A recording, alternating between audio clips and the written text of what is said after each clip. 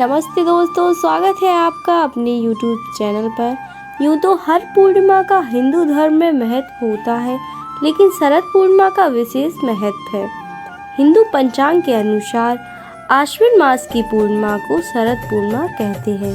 इस साल शरद पूर्णिमा 19 अक्टूबर यानी कि मंगलवार को है। हालांकि पंचांग भेद होने के कारण कुछ जगहों पर यह पर्व 20 अक्टूबर को भी मनाया जाएगा।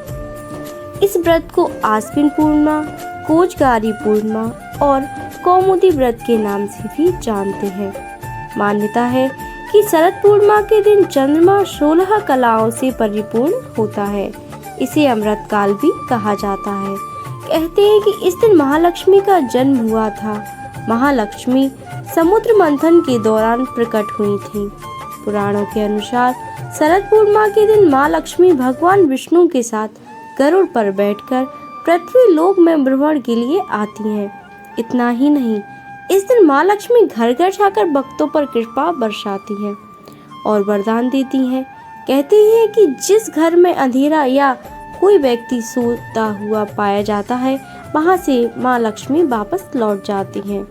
माँ लक्ष्मी की कृपा से लोगों को कर्ज से मुक्ति मिलती है। यही कारण है कि इसे कर्ज मुक्ति पूर्णिमा भी कहते हैं। शास्त्रों के अनुसार इस दिन पूरी प्रकृति माँ लक्ष्मी का स्वागत करती है। कहते हैं कि इस रात को देखने के लिए समस्त देवतागण भी स्वर्ग से पृथ्वी लोक आते हैं। शरद पूर्णिमा की पूजन विधि। आश्विन मास की पूर्णिमा तिथि के दिन शरद पूर्णिमा का पूजन किया जाता है। शरद पूर्णिमा पर विशेष रूप से चंद्रमा और माँ लक्ष्मी का पूजन किया जाता है। इस दिन प्रातःकाल स्नान निवृत्त होकर व्रत का संकल्प ले लेना चाहिए। दिन भर फलाहार व्रत रखने के बाद चंद्रोदय काल में पूजन किया जाता है। सबसे पहले एक चौकी पर लाल रंग का आसन बिछाकर माँ लक्ष्मी की प्रतिमा स्थापित करनी चाहिए। माँ लक्ष्मी को धूप दीप गंगा जल अर्पित कर उनका आवाहन करें।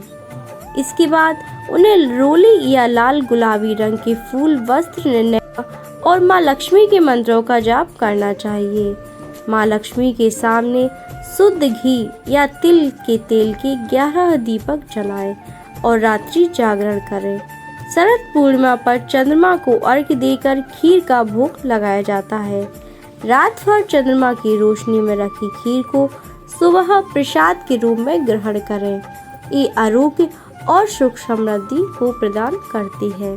पूर्णिमा की पौराणिक कथा भगवान श्री कृष्ण द्वारा गोपियों संग महारास रचाने से तो जुड़ी ही है, लेकिन इसके महत्व को बताती एक अन्य कथा भी मिलती है, जो इस प्रकार है। मान्यता अनुसार बहुत समय पहले एक नगर में एक साहूकार रहता था। उसकी 2 पुत्रियां थीं। दोनों पुत्री पूर्णिमा का उपवास रखती थीं, लेकिन छोटी पुत्री हमेशा उस उपवास को अधूरा रखती थी और दूसरी हमेशा पूरी लगन और श्रद्धा के साथ पूरे व्रत का पालन करती। समय बीतता गया, दोनों पुत्रियों का विवाह हुआ। विवाह के पश्चात बड़ी, जो कि पूरी आस्था से उपवास रखती, ने सुंदर और स्वस्थ संतान को जन्म दिया, जबकि छोटी पुत्री के संतान की बात या तो सिरे नहीं चढ़ती या फिर संतान जन्मी तो वह जीवित नहीं रहती। वह काफी परेशान रहने लगी। उसके साथ साथ उसके पति भी परेशान रहते। उन्होंने ब्राह्मणों को बुलाकर उसकी कुंडली दिखाई और जानना चाहा कि आखिर उसके साथ ऐसा क्यों हो रहा है।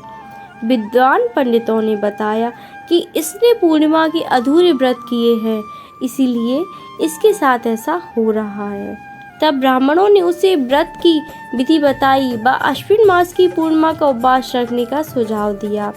इस बार उसने विधि पूर्वक व्रत किया, लेकिन इस बार संतान जन्म के पश्चात कुछ दिनों तक ही जीवित रही। उसने मृत शिशु को पीढ़े पर लिटाकर उस पर कपड़ा रख दिया और अपनी बहन को बुला लाई। बैठने के लिए उसने वही पीढ़ा उसे दे दिया। बड़ी बहन पीढ़े पर बैठने ही वाली थी कि कपड़े के छूते ही बच्चे के रोने की आवाज आने लगी। उसकी बड़ी बहन को बहुत आश्चर्य हुआ कि कहा कि तू अपनी संतान को मारने का दोष मुझ पर लगाना चाहती थी। अगर इसे कुछ हो जाता। तब छोटी ने कहा कि यह तो पहले से मरा हुआ था, आपके प्रताप से तो यह जीवित हुआ है। बस फिर क्या था, पूर्णिमा व्रत की शक्ति का महत्व पूरे नगर में फैल गया और नगर में विधि विधान से हर कोई व्यक्ति यह उपवास करने लगा।